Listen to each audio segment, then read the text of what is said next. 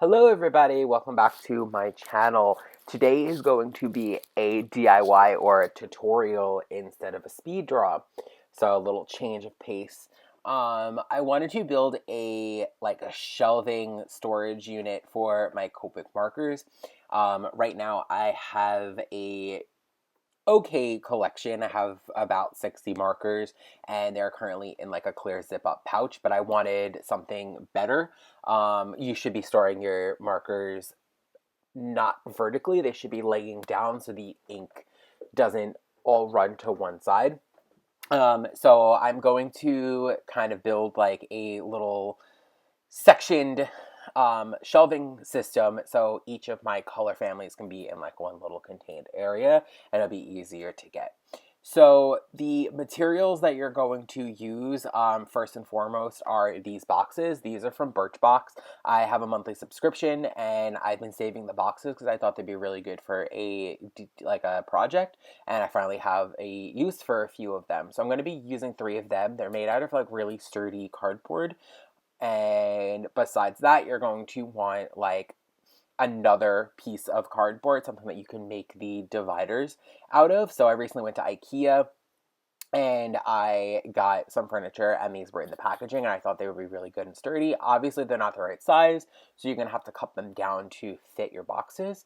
You're going to also need a ruler, something to mark your measurements, scissors. I'm going to attempt to use a rotary cutter. I normally don't like them, but I do have one for sewing and for fabric, and I never use it, so I'm going to attempt to use that instead of scissors. A glue gun, a self-healing cutting mat, and a straight, some sort of like straight edge. I'm using that 90-degree straight edge. It's also for sewing, but I'm going to give it a go for here.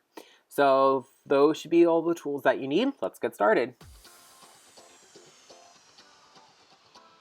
So I'm marking off how tall and how deep my little inserts are going to be. For my box, they are about 3¼ inches tall and a little more than 5 inches deep. So I'm just going to be marking the measurements on the cardboard, and then I'm going to be cutting them to the appropriate sizes.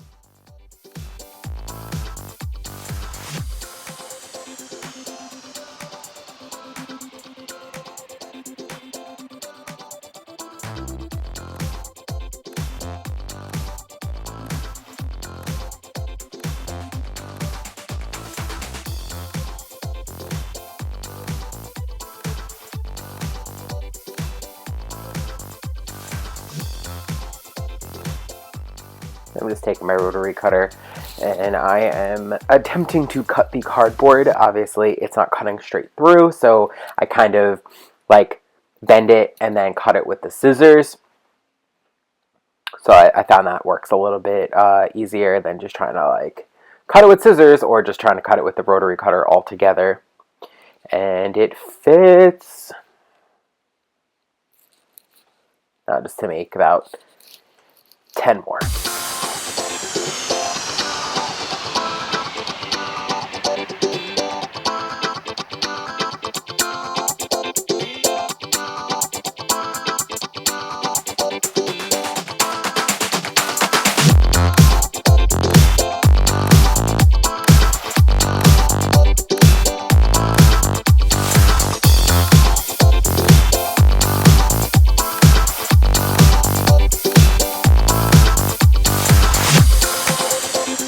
That one's a little bit wobbly, but it actually fits in another box later on.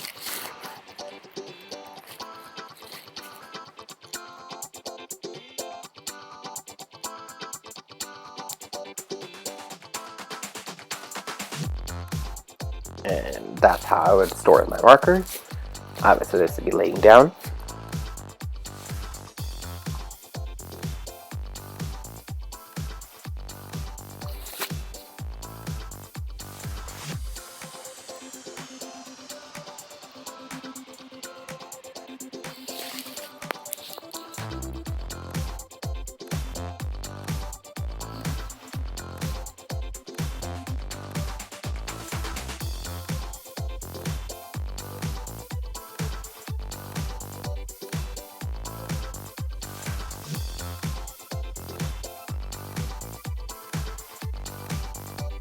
And here I lined all of them up and realized that no matter how many times I measured, they are all different sizes. But they still end up working. It's just a little bit wonky. It's a good thing that this is just a temporary storage unit and it's not something that I'm going to keep permanently.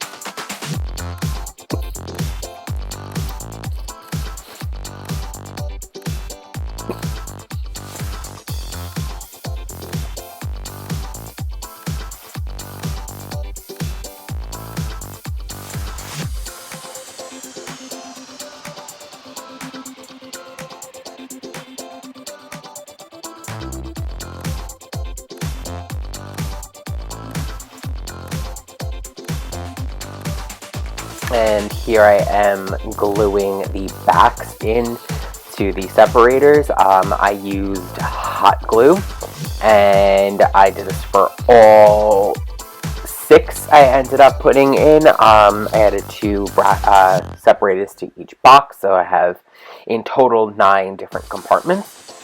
I quickly realized after I put them all in that the glue gun will not fit in to do these sides and the top once they are already dried. So here I am trying to kind of like figure out an alternate route here. So I decided that I was going to use shoe goo.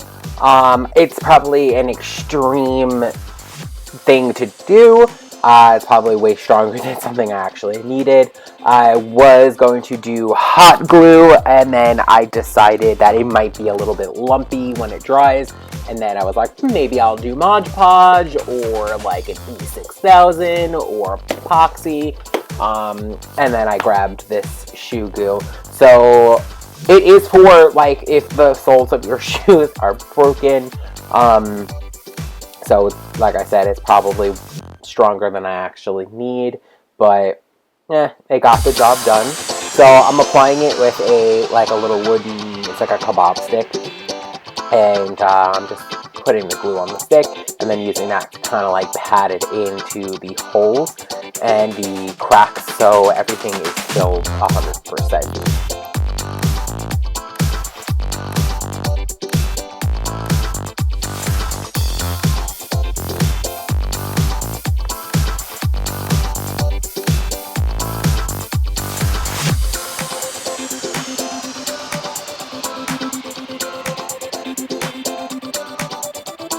It was kind of annoying to like put the glue on the stick and then to like put the stick in there, but I would have probably preferred if there was a nozzle on it, but whatever.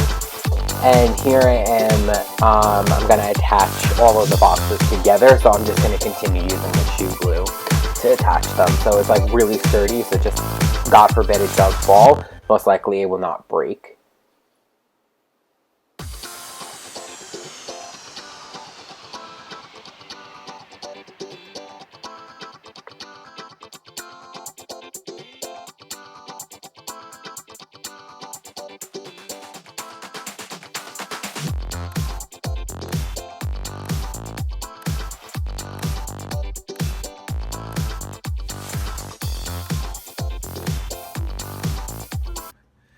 Boop. Boop. Spinning around, ringing around town. Alright, so to weight it down, the entire DVD series of Charmed will hopefully weigh this down enough to dry flat. But I'm still concerned about the corners here not like lining up, so I'm going to whip out these binder clips that I bought for my wife probably 4 years ago and she never used, so I'm going to put them to use today if it opens. Oops. Alright, well that's one way of opening it. Okay. Oh, they're really cute. Look, file, to do, urgent, tomorrow, today, next week. Obviously these weren't that urgent since they're about 4 years old, but I think this size would be good. Oh, and it's like an accordion. I can't do this one-handed. And then I just attach the binder clips and wait for the entire thing to dry.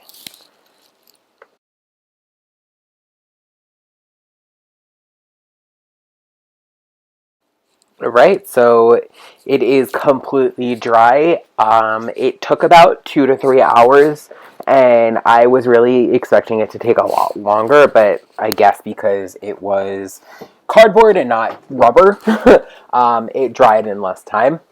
It absorbed the glue pretty quickly. So I'm just removing the binder clips and testing it out. It's really sturdy, so I am ready to change the color of it and make it a little bit more presentable than just some glue and cardboard.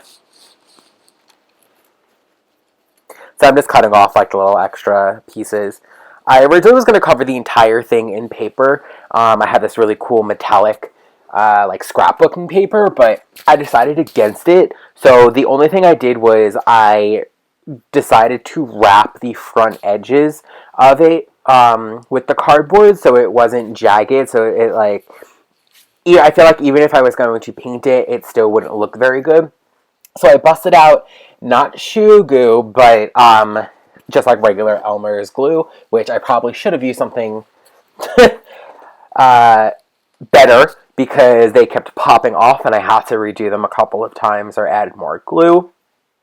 But I'm just wrapping the paper around it so it was more of a smooth edge.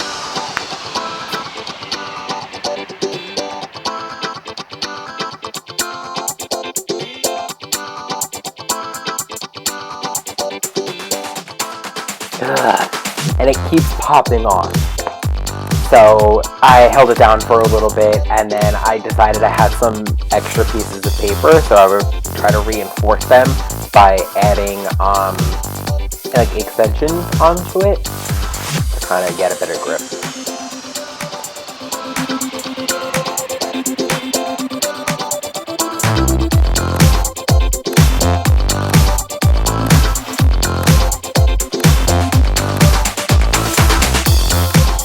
And then lastly, I decided I was going to paint the entire thing. So I also have a like really metallic silver paint, which is what I'm using here. Is actually like an all-over paint. I bought it to paint on fabric, but I never used it. So I am trying it out on here, and it works really well. I was able to do the entire thing with just one coat, and it's like super shiny, which you can't really see on camera that well, but in person it almost looks like it's wood that was painted silver. It's like a really cool finish and it's a really cool detail.